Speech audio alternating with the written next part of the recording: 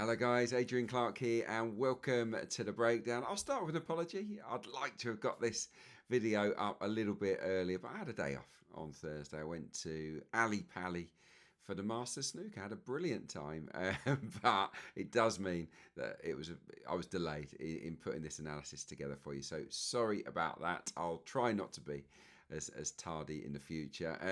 Arsenal then 3-2 winners at Stamford Bridge.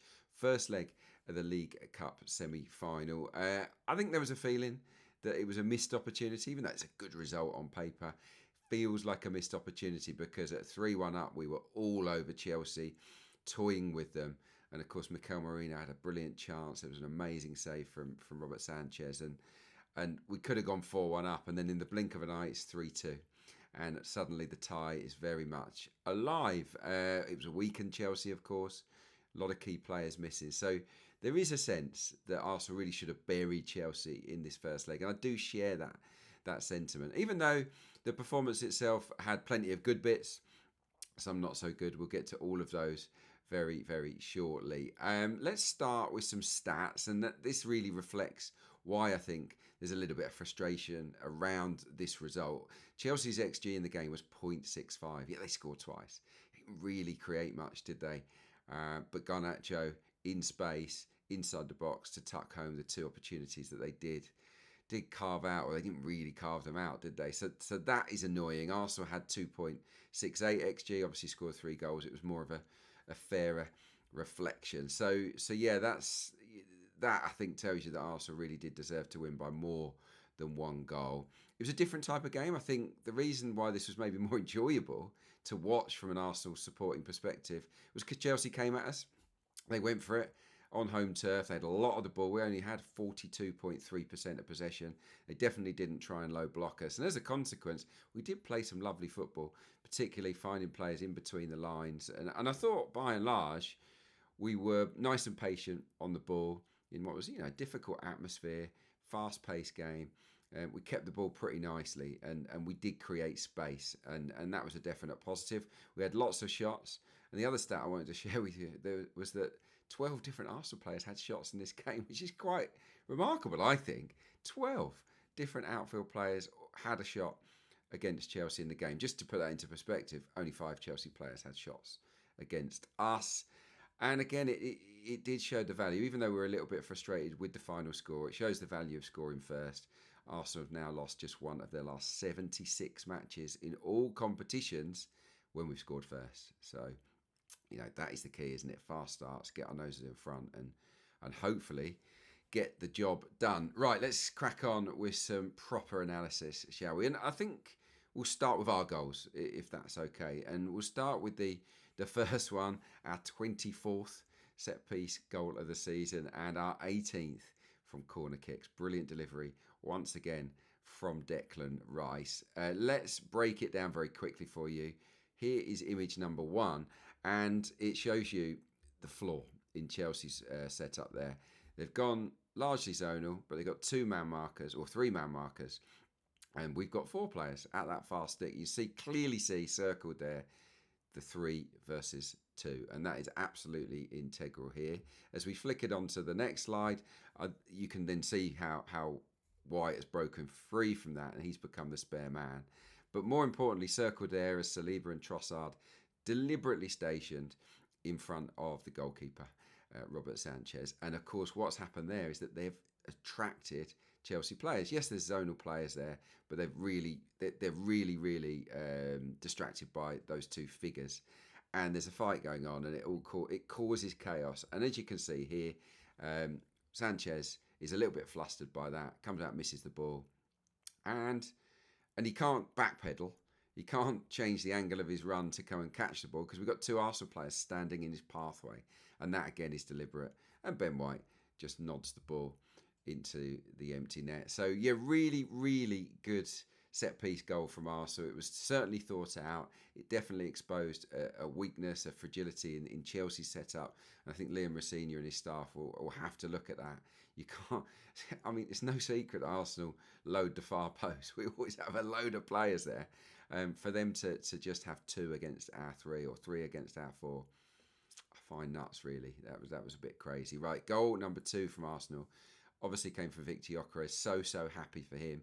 But really, for me, it's all about Ben White. But there's different stages to this goal that I want to talk you through. I'm sure you've seen it. You've seen it with your own eyes, but I just want to give you my perspective on this particular goal. So we start here with the quick throw from Ben White. It's really, really good awareness. He picks the ball up. Saka makes the run, and he charges down the right wing. And as you can see there, as we pause it, he's just in the process of turning away from a cross that he really could have put across the face of goal for Viktor Gyokeres.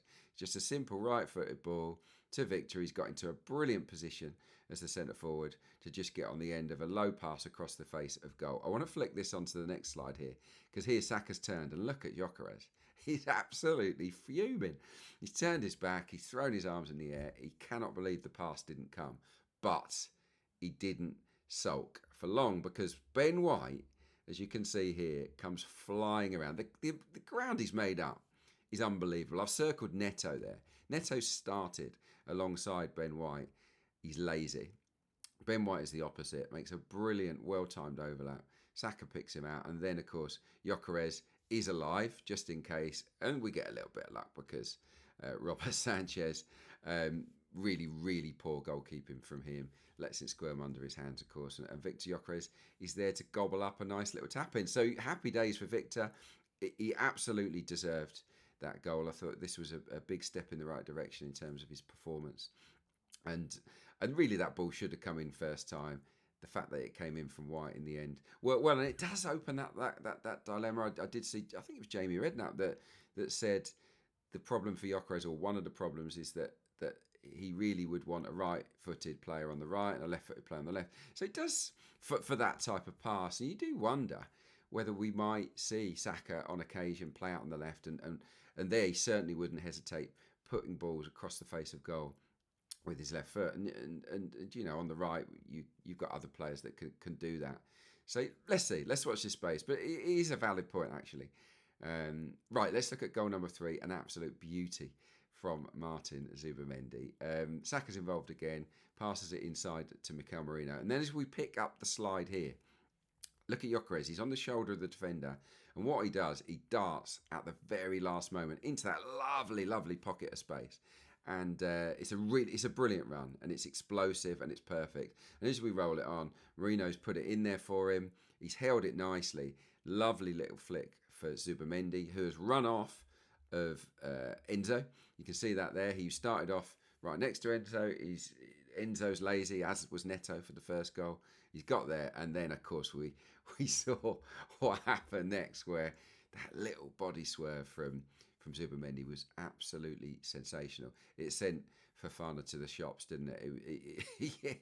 He twisted him up. Something chronic, didn't he? He was all over the place, the Chelsea defender, and he passes it in. It was a great goal. Right, that's some of the good stuff. Let's look at the not so good stuff now. And they were Chelsea's 2 goals. Definitely 100% avoidable goals from an Arsenal perspective. So we'll pick it up here with the first one, where Neto just nods the ball down the line in the area towards Gabriel Magalhaes. You'll see there Jurrien Timber. Jurrien Timber is there with Neto. He's in the right place. Gone to close him down. The ball's gone over his head. Now the ball goes inside. Gabriel sort of mishits his clearance, and it goes to Martin Ødegaard. And Martin Ødegaard plays a bit of a loose pass, and Zubimendi slips. You remember that.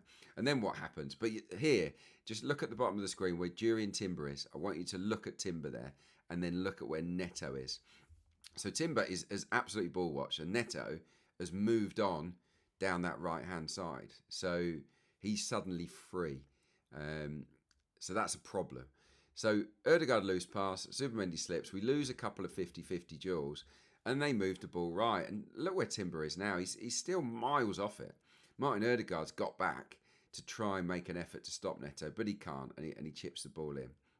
And then I want you to look at the area I've circled at the far post where Ben White is. It's a 3-on-1. Enzo's made a run. Obviously Garnacho, the goal scorer, is loitering there. It's a really difficult situation for White, who really has to concentrate on Enzo, who's probably the most dangerous player at that moment. That's a problem as well. We haven't reacted well to the turnover, and we haven't got players back in that position. And as you can see, when Garnacho hits the ball, he's all on his own. Bukayo Saka, I've got him circled down. I'm not blaming Bukayo Saka for this, but I do think that could he have sprinted back a little bit to lend a hand once that turnover had happened, and we realised that we were a little bit short-handed. So again, you see there, if one player switches off, and in this example it was during Timber, where the ball moves and he just sort of looks at the ball and doesn't really react to the player that he's supposed to be marking. That's Pedro Neto. And it took him too long, really, way too long for him to recognise that Neto was free. And because Gabriel had been drawn inside, that left-back slot was completely empty, and they absolutely punished us. So a few little mini problems there in that goal. And there was for Chelsea's second, which really annoyed me, because they were pretty much dead and buried. Let's pick it up. It came from a corner. And I've circled here the area at the far post. Now, this looks a problem to me in terms of the space that is available at the far post, and it certainly appears that Chelsea are aware that we would like to leave a bit of space there, and they've loaded up the blue shirts. Look at that. Saka's got 5 blue shirts. 3 or 4 of them are heading towards the far post. Not ideal at all in terms of the structure of our setup. As the ball comes in, clearly Kepa has to stay on his line. He has to let Gabriel Magalhaes deal with it, because it is Gabriel that gets his head on the ball. So if Kepa's in his goal, he's got a chance of saving that shot, hasn't he, from Garnacho. He comes for it, he doesn't get it, hasn't quite got that presence that David Raya has got. It's a bad decision, really, from Kepa. He ends up on the deck, and of course, Garnacho knocks it into the empty part of the goal. So our structure, attacking corners, brilliant. Our defending corners, we've let in a few this season, and I do think that maybe we need to look at the structure that we've got and the setup, because for me there's too much space there at the far post. If there's a flick, or it takes a deflection to that far post area, we could be in trouble. Or if there's one of those deeper deliveries, we could really be in trouble on a more regular basis. In terms of other issues, I didn't think we had many. Timber played left back, as I'd sort of predicted in the previous show, and I think it was the right selection. But he did look a bit disorientated at times, and it did affect his attacking play. And also thought he struggled a little bit with his decision making. And Chelsea certainly played on that down the right hand side. Here's an example of something we saw a lot in the game, particularly in the first half. We rectified it a bit after half time. So here you go. The ball is with Enzo, and Trossard's sort of gone towards him but not stopped him making the pass. And look where Timber is. He's come infield with the right back, Josh Echimpong. So he's been drawn in, and it leaves Esteval all on his own.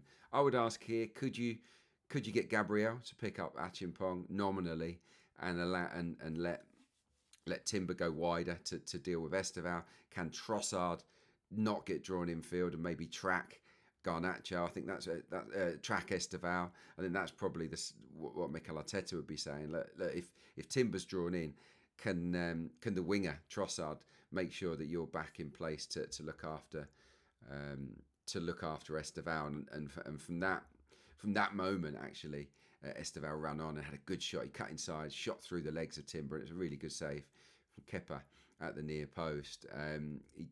Timber had his hands full. That is for sure. They had a lot of joy down that side. And you remember the corner they scored from starts with Esteval on the halfway line, basically running Timber all the way to the byline to win the corner. So it was a difficult day, I think, for Timber, but I still think it was the right selection by Mikel Arteta. Saliba was a real standout. We'll get to player ratings very shortly. I thought his passing was absolutely class in this game.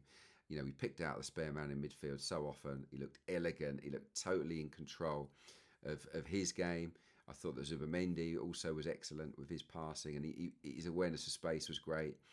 With and without the ball, he made some great runs. This is a good example from the first half of those two players basically shining. Here we go. It's silly. So basically, Saka's drawn in Cucurella. He's come to receive the ball. They're jostling. He looks after it. He gives it to William Saliba. And Zubimendi recognises that Cucurella is no longer at left back, and he makes a brilliant, well-timed run from midfield, surges into that space. It's superb, and actually, the low cross into the box. Could he, if it was better, would have set up Gyokeres for a potential tap in. You remember it went behind Gyokeres, he controlled it, twisted and turned, and got a shot away with his left. But yeah, I think it could have been a goal, and that was lovely awareness of where there were gaps in the Chelsea makeup. There was another key moment towards the end. I mentioned it earlier, the Merino shot. It was Gyokeres did well. He held onto a goal kick from Kepa, fed it onto Saka, then it kind of bounced around a bit. Merino links it bounces around again, and then it falls to Mikel Merino. And we'll pick it up here. This is the angle. He catches it so sweetly on the volley. It's heading right towards the corner. And that is an astonishing save. It really is. Look how stretched Sanchez is with that right leg. It's come out at exactly the right moment. I mean, he had a terrible game, Robert Sanchez, but that was a stunning save. And we score there 4-1. It is game over. It's tie over. And we can chill out and look forward to a day at Wembley. As it happens, with Palmer likely to come back, Reece James, Caicedo, etc., we've got a tougher second leg assignment. So we'll deal with it. Hopefully Arsenal will win. But I think the distance should be bigger between the two teams. Right, player ratings to finish things off today then. I'll start with Kepa in goal. I'm going to give him a 6. I think he made a couple of good saves, but I do think for that second goal, it's a mistake on his part. He should really stay on this line, try to make the save rather than come in there between bodies and not getting anything on the ball. He should have trusted Gabriel Magalhaes there. Ben White 8, goal, assist, excellent performance from him. Saliba 9, he's my main man. He made the most accurate passes, almost scored with a beautiful top corner effort. He pocketed the Chelsea strikers. He was excellent. Gabriel Magalhaes 7. He did make 10 clearances. He won most of his duels, but there were some shaky-ish moments in there too. And look, could easily have scored. A free header, wasn't it? Bounced it into the turf. It was unlucky. Obviously, it went over the bar, but I would expect Gabriel Magalhaes to score that. So I've marked him down a little bit for that. So it's 7 for him. Timber's a 6. I've pointed out that some of the mistakes he made. It was a tough assignment. He stuck to it, but it wasn't one of his best games. Zubimendi 8, excellent performance from him, beautiful goal. Declan Rice 7. He did make 4 chances. I thought in the first half he tidied up everything. He made some good blocks. He faded a little bit, Declan Rice, but he still had a good game. Ødegaard was quiet.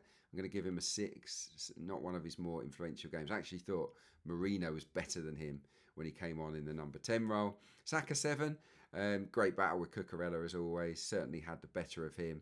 He won possession back 8 times, which was more than any other Arsenal player. So he grafted. He also created 3 chances.